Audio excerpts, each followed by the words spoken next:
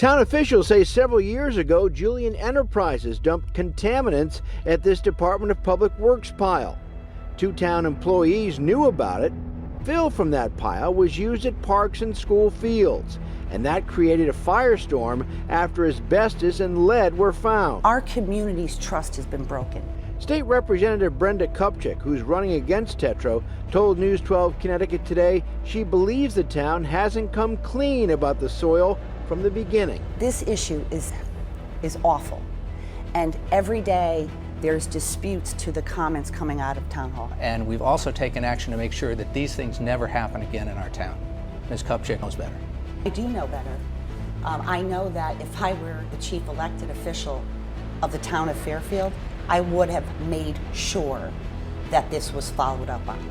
I wouldn't have just trusted. I run a company for 30 years. The 2 people he was relying on have been arrested for multiple charges.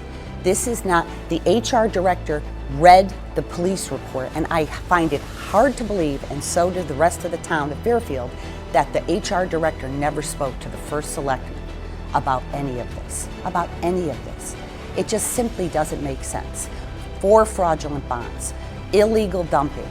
All of this is happening, and the first selectman knows nothing about it. Nothing.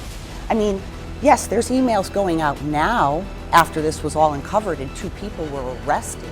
Yes, and then we come to find out that a reputation advisor was hired by the first selectman to the tune of $20,000 that the taxpayers are paid for. And in the contract and in emails, it says clearly to dispute people who are questioning this issue.